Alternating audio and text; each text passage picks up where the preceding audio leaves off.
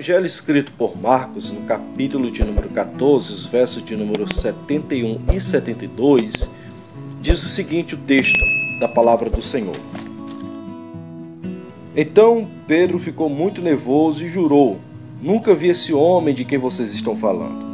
Na mesma hora o galo cantou pela segunda vez.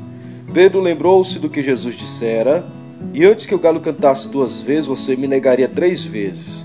Sem se conter, desabou a chorar.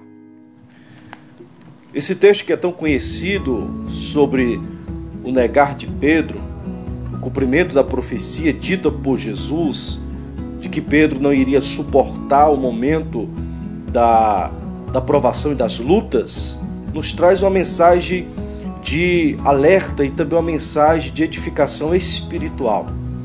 Podemos perceber que Pedro ele passou por um momento de crise espiritual tão grande que ele vivenciou as dúvidas, e quando nós estamos nas nossas dúvidas, ela pode correr o risco de abalar a nossa fé. Isso mesmo, as dúvidas nos impulsionam a desacreditar da nossa fé. Pedro ele passou a desacreditar de quem era Jesus, da causa levantada por Jesus e das palavras de Jesus. E é interessante que o texto aqui vai falar de algumas características que fizeram Pedro desacreditar da sua fé. A primeira dela é que Pedro estava distante de Jesus. A mulher chega até ele e diz: ora, você não é aquele que estava perto dele ou estava andando com ele? Perceba que agora Pedro não está mais do lado de Jesus, aquele que está sendo julgado pelos homens. Pedro agora está distante, tentando aquecer o seu corpo, porque o desespero e a angústia da distância de Pedro com Jesus fez com que o apóstolo desacreditasse em tudo aquilo que Jesus tinha falado com ele. E isso é um alerta para a nossa vida espiritual, porque quanto mais distante nós estamos de Deus, mais nós temos o risco de estarmos com a nossa fé abalada. Então é por isso que nós devemos estar todos os dias aos pés do Senhor, nos humilhando, buscando e cada vez mais diante da sua presença. A segunda característica que nós encontramos aqui é que Pedro ele foi rejeitado pelo mundo.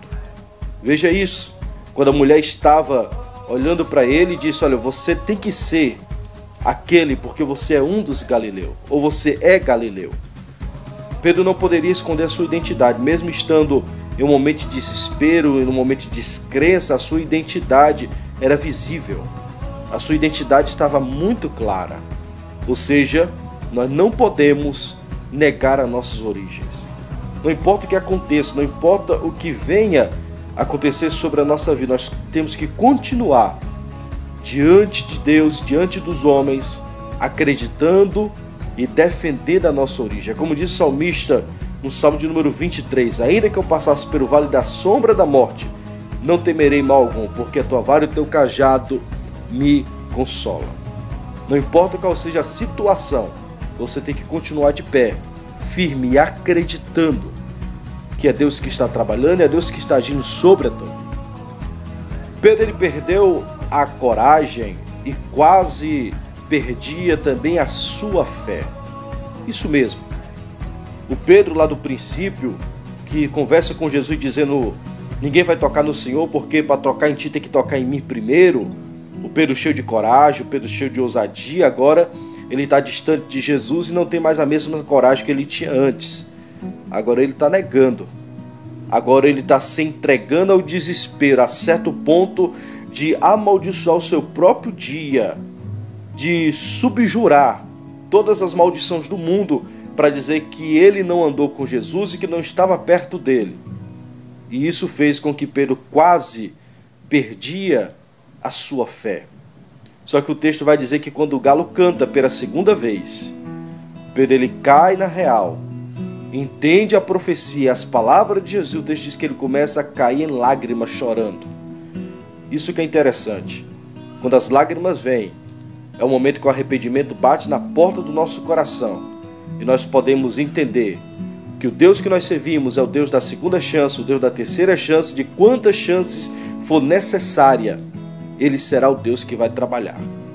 Ainda que nós possamos estar quebrado em suas mãos, como disse o profeta Jeremias. Ele continua sendo olheiro, que com o vaso quebrado faz um vaso novo, um novo projeto e uma nova esperança. E outra coisa interessante é que quando Pedro nega Jesus pela terceira vez, quando o galo canta pela segunda vez, o texto diz que Jesus olha para Pedro e o olhar de Jesus é penetrante, a certo ponto de Pedro cair em lágrimas e compreender o erro que ele tem feito, reconhecer o erro que ele fez. E depois daí, ele tem uma vida de restauração e uma vida de comunhão plena com Jesus. É isso mesmo. Nós devemos entender que o olhar de Jesus para Pedro, se não fosse esse olhar, Pedro continuaria sendo um homem que iria negar as suas origens, negando a sua fé, perdendo a sua coragem, mas precisou Jesus olhar para ele poder entender que era Deus que estava trabalhando e que Deus que estava agindo. E que nesse exato momento você possa compreender que o olhar de Jesus para a tua vida não é um olhar de acusador, mas é um olhar de lembrança, é um olhar de reconhecimento, é um olhar de justificativa. Isso mesmo. Não se preocupe com o olhar dos outros, mas perceba que Deus está fitando o olhar para você. É como o salmista disse: da onde fugirei da tua presença? Porque até na profundeza das trevas tu já me viste, antes que eu fosse formado no ventre de minha mãe, tu já tem me contemplado. Então o olhar de Deus, ele é penetrante, não tem para onde fugir. João disse lá em Apocalipse que ele tem olhos como 7 chamas de fogo, que está olhando, que está vendo tudo aquilo que nós estamos passando. E eu quero te dizer que o mesmo olhar que olhou para Pedro é o mesmo que está olhando para você nesse exato momento. Acredite nisso. A pergunta que vem é esta: quantas vezes o galo precisa cantar para nós entendermos que existe um momento do arrependimento e de voltar a praticar o primeiro amor, como disse o próprio Jesus para a igreja da Ásia Menor? Retorne ao primeiro amor para a igreja em Éfeso. Retorne às primeiras práticas. Faça como o filho pródigo fez. Ele caiu na real, se levantou e disse: voltarei para a casa de meu pai, porque lá tem morada e tem comida. Então retornarei para o princípio da onde eu saí. Deus é o Deus da segunda chance. Deus é o Deus da terceira chance, de quantas chances for necessária. Entenda isso e receba esta palavra em nome de Jesus.